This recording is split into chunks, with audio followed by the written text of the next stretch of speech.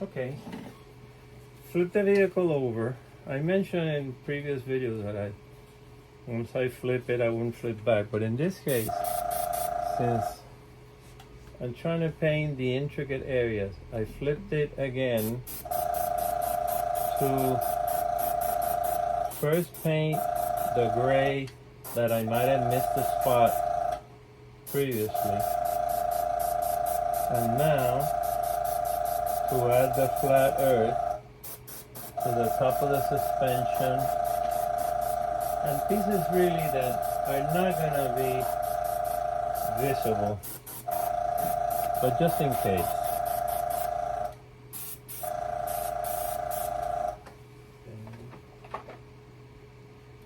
Maybe when you saw the previous video when I was mixing some Avis epoxy, you saw that I had some paper towel in the wheels.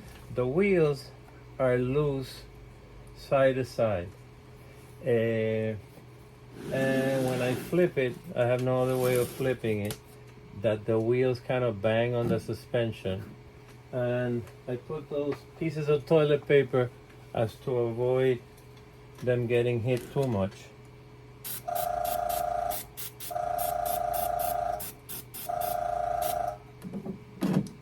See how they move in and out.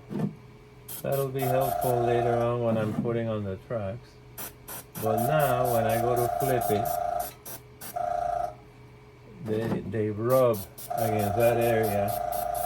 And of course I could just repaint it, but I don't wanna be repainting constantly. I already noticed I had some damage here. Again, these vehicles were made by Myron Calanta very cleverly. He used these bolts. See here, I'm missing two. One I felt it when it dropped off. The other one I had to find, or I have to take one from another spot that is not so obvious.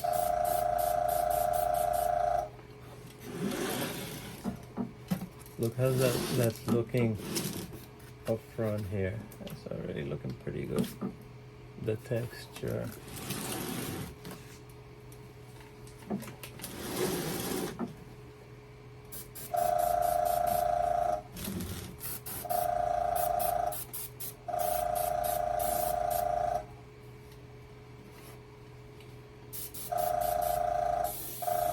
The tracks, once they're on, holds everything in place because the driver and the idle don't move that much. So, okay. We keep going with the shading. Get shading in all these suspension parts. Later on, with the dry brushing, once the part is shaded and then dry brushed, all the detail comes to life.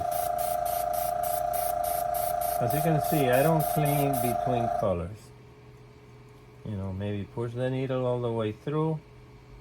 I use the simplest of guns, honestly. You know, I see some of these guns. I'm not saying they're not better than this one. I'm saying that those other guns are somewhat intimidating. This one I just push and go.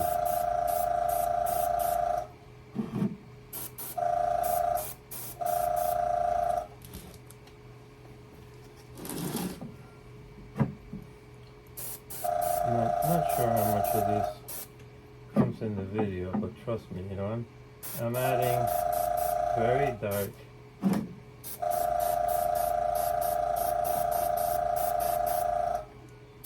I mentioned before, it creates some half tones,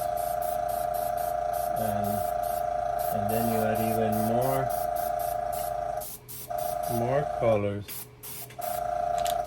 with the dry brushing. The dry brushing, I would use actually both. It's almost white. Again, if it looks too dramatic, it kind of fades later.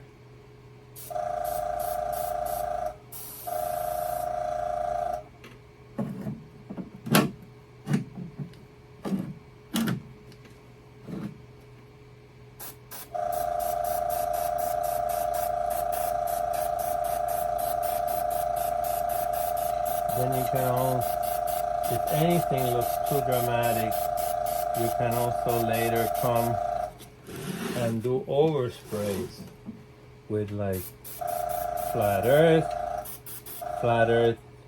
mixed with buff, plain buff,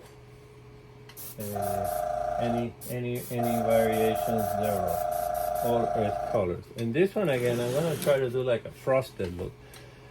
Kind of scared what the heck I'm gonna do, but if it's card coat, it's gotta be some of the white stuff somewhere. Actually, the vehicles I'm finding are white. I don't want this one white. I want a Panzer gray early stoop. Later on, we'll start shading the top too. Just as the bottom and the top, it's more obvious because all the beautiful lines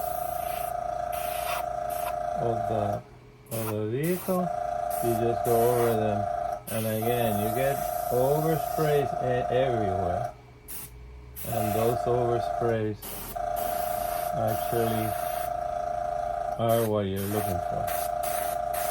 I'm gonna do my shear because I have some extra parts to put there. But again, I just want you to get an idea of what the shading is. Everything that stands out gets a bump. Every hinge,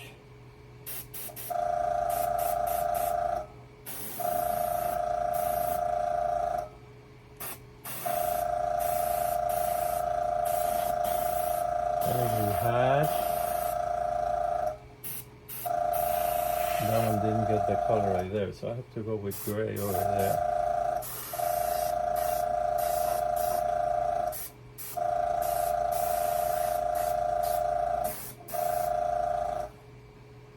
Start seeing how it comes to life.